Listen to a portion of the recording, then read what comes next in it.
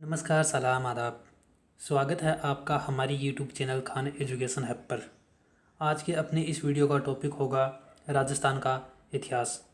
इससे पहले वाली वीडियो में हमने राजस्थान एक परिचय के नाम से पढ़ा था, जिसमें हमने राजस्थान की स्थिति, भौगोलिक विस्तार, राजस्थान की सीमा बनाने वाले राज्य, देश और इसके नामों को जाना था।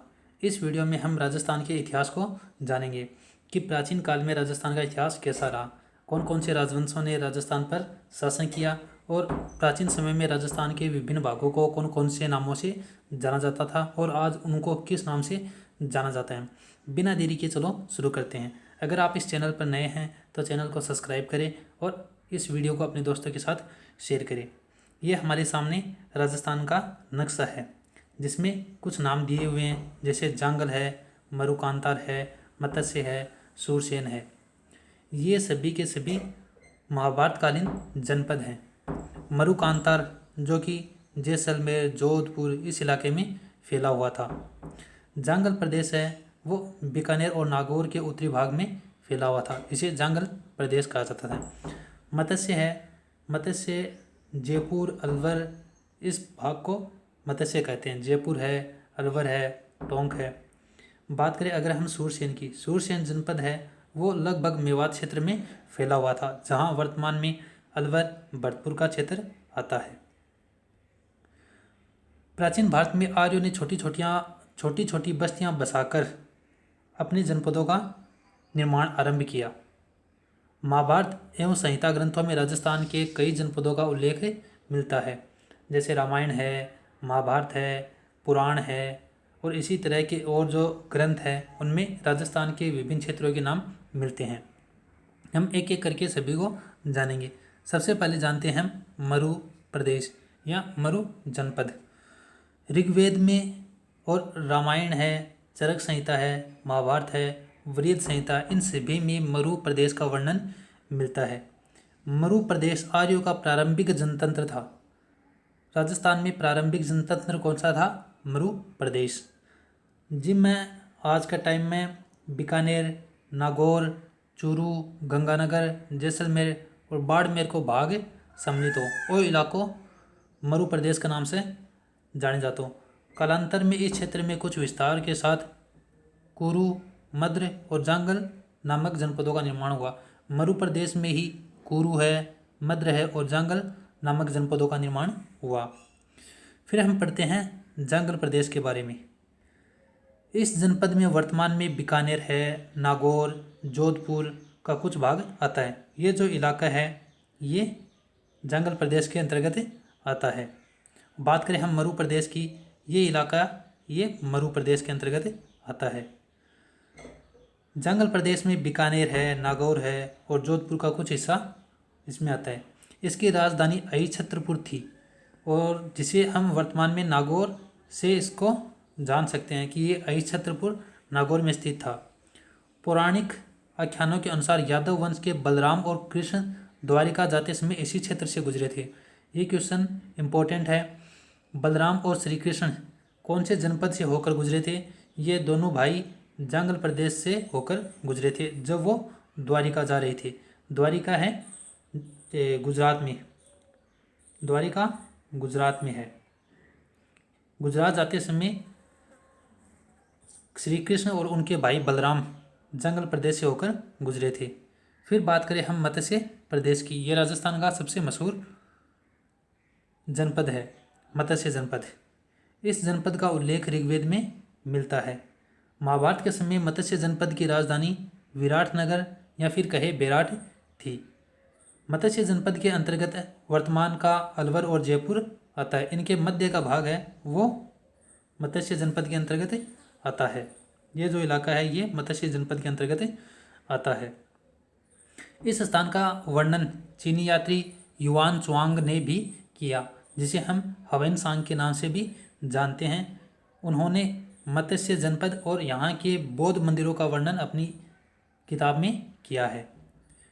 फिर हम पढ़े सूरसेन, सूरसेन जनपद। राजस्थान के भरतपुर, धौलपुर, करौली के अधिकतर भाग में प्राचीन समय में सूरसेन जनपद विद्यमान था। सूरसेन जनपद की राजधानी मथुरा थी। सूरसेन जनपद की राजधानी मथुरा थी। सिकंदर के दरबारी लेखकों ने सूरसेन या शोरसेन का उल्लेख किया है। बयाना प्रस्तुति में भी सूरसेन नामक राजवंश का वर्णन मिलता है। बयाना प्रस्तुति भरतपुर में है। कहाँ है?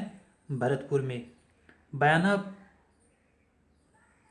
प्रस्तुति में सूरसेन जनपद का उल्लेख मिलता और सूरसेन जनपद भरतपुर, धौलपुर, करौली इस इलाके में फैला हुआ था। बयाना प्रस्तुति भरतपुर में है।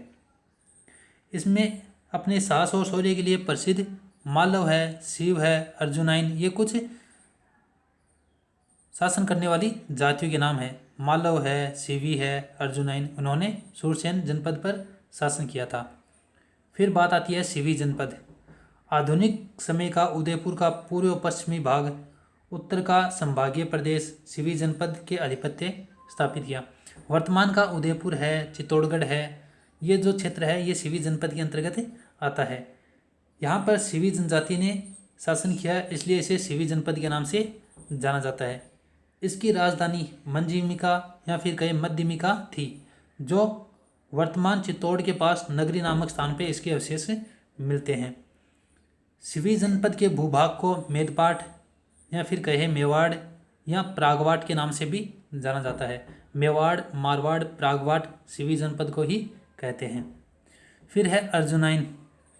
भरतपुर और अलवर के प्रांत में अर्जुनाइन अपनी विजयों के लिए प्रसिद्ध थे। अर्जुनाइन एक जाति थी जिन्होंने भरतपुर और अलवर के क्षेत्रों पर शासन किया था। ये अपने विजय और वीरता के लिए प्रसिद्ध थी। अर्जुनाइनों ने मालवों के साथ मिलकर विदेशी क्षत्रपों को परास्त किया। अर्जुनाइन और मालव ने आपस में मिलकर जो विदेशी जातियाँ थी उनको परास्त किया। फिर हम बात करें मालव जनपद की। मालवों की शक्ति का प्रमुख केंद्र जयपुर के निकट का नगर था। जयपुर के आसपास का क्षेत्र जिसे हम टोंक कहते हैं, ये मालवों की शक्ति का प्रमुख केंद्र था। कालांतर में ये अजमेर में, टोंक में और मेवाड़ तक फैल गए। इन्होंने अपना विस्तार टोंक, मेवाड़ और अजमेर तक कर लिया। टोंक, प्रतापगढ़ एवं झालावाड़ का क्षेत्र मालव देश के अंतर्गत आता है। वर्तमान में अगर हम देखें तो टोंक है, प्रतापगढ़ है, झालावाड़ है, इस क्षेत्र को हम मालव देश के अंतर्गत रख सकते हैं। मालवों की दिग्विजय का यूप अभिलेख नानसा भीलवाड़ा में है। भीलवाड़ा में यूप अभिलेख नानसा या फिर जिसे नानसा यूप अभिलेख के नाम से भी जाना जाता है, मालव जनपद की विजयों का वर्णन करता है। नानसा यूप अभिलेख किस जाति की विजयों का वर्णन करता है? मालव जाति की। नानसा यूप अभिलेख किस जिले में मिला है? ये मिला है भीलवाड़ा में। फिर बात करें हम योद्धे की। राजस्थान के उत्तरी भाग जिसे हम कह सकते हैं गंगानगर और हनुमानगढ़, वहाँ पे योद्धे जनजाति ने अपना शासन स्थापित किया। संभवतः योद्धे ने ही उत्तरी राजस्थान को कुषाण शक्ति से मुक्त करवाया। योद्धे जनजाति ने राजस्थान से कुषाण शक्ति को नष्ट किया, खत्म किया और अपना शासन स्थापित किया। गुप्त काल तक ये गणतंत्रीय व्यवस्थाएं अपने अपने क्षेत्रों में बनी थी। ऐसा प्रतीत होता है कि गुप्त सम्राटों ने इन्हें अर्ध आश्रित के रूप में बनाए रखा। गुप्त शासकों ने भी इसे अपने शासन के अंतर्गत इन क्षेत्रों को बनाए रखा, परंतु 5वीं सदी के बाद के हूण आक्रमणों ने यहाँ के गणतंत्रीय जनपदों की व्यवस्था को समाप्त कर दिया। हूण आक्रमणकारियों ने यहाँ की गणतंत्रीय व्यवस्था को खत्म कर दिया। वृहद संहिता नामक ग्रंथ में इनके पतन की चर्चा है। ये जो विभिन्न जनपद है इनके पतन की चर्चा वृहद संहिता नामक ग्रंथ में की गई है। वृहद संहिता नामक ग्रंथ में राजस्थान के प्राचीन जनपदों के खत्म होने की चर्चा की गई है। इसके बाद ये जनपद अन्य नामों और सीमाओं के लेकर सामने आते हैं, जैसे मेवाड़ है, वागड़ है, मारवाड़ है, हाड़ौती है, ढूंढाड़ है और मेवात है। पहले इनको दूसरे नामों से जाना जाता था। हूण आक्रमणकारियों ने इनको नष्ट कर दिया, फिर ये दोबारा से अस्तित्व में आए और उनको अलग नाम से जाना गया, जैसे मेवाड़ है, बागड़ है, मारवाड़ है, हाड़ौती है, ढूंढाड़ है, मेवात है। अब इनके नए नामों के बाद में जान लेते हैं। जैसे मेवाड़, प्राचीन काल में जिसे मेदपाट है, मेवाड़ कहते थे, प्रागवाट कहते, वही वर्तमान का मेवाड़ है। प्राचीन शिवी जनपद वाले क्षेत्र को मेवाड़ कहा जाता है। शिवी जनपद का क्षेत्र उदयपुर में था, चित्तौड़गढ़ में था, प्रतापगढ़ में था, राजसमंद, भीलवाड़ा, ये सब शिवी जनपद के अंतर्गत आते थे। बाद में ये मेवाड़ जनपद के अंतर्गत आ गए। इस क्षेत्र पर 7वीं शताब्दी से आधुनिक राजस्थान के निर्माण तक गोहिल सिसोदिया वंश का राज्य था, जिनमें महाराणा प्रताप है, महाराणा सांगा है, राणा कुंभा है, इनका शासन रहा। नागदा, आहड़, कल्याणपुर, चित्तौड़गढ़, कुंभलगढ़, चावंड, उदयपुर आदि समय समय पर इनकी राजधानी रही। मेवाड़ की राजधानी समय समय पर बदलती रही। पहले नागदा थी, फिर आहड़ हुई, फिर कल्याणपुर हुई, चित्तौड़गढ़ आई, कुंभलगढ़ आई, चावंड और फिर आखिर में उदयपुर इनकी राजधानी आ गई। बात करें हम वागड़ की। राजस्थान का दो क्षेत्र बागड़ का नाम से या वागड़ का नाम से प्रसिद्ध है। एक है डूंगरपुर बांसवाड़ा का और दूसरो शेखावाटी को है, जिनमें पिलानी का पास को नरड़, बादरा, नोअर, कनाड़ा का क्षेत्र शामिल है। राजस्थान का दो एरिया यहाँ का ही जिन्हें वागड़ का नाम से जानी जाए। एक तो है दक्षिणी राजस्थान में, जिनमें डूंगरपुर और बांसवाड़ा हुए। दूसरा है पिलानी का पास को नरड़ है, बादरा है, नोहर है और कनाड़ा है। नरड़ के बाबा ने वागड़ को पीर भी कही जाए, वागड़ को धनी भी कही जाए, किंतु अधिकतर दक्षिणी राजस्थान के डूंगरपुर बांसवाड़ा की भूभाग को ही वागड़ या वागड़ के नाम से जाना जाता है। इसकी भाषा वागड़ी है। लेकिन खास तौर से आप देखा तो जो मेन वागड़ प्रदेश है वो है डूंगरपुर और बांसवाड़ा को, और अट्ठे की भाषा वागड़ी भाषा कहलावे। फिर बात करें आप मारवाड़।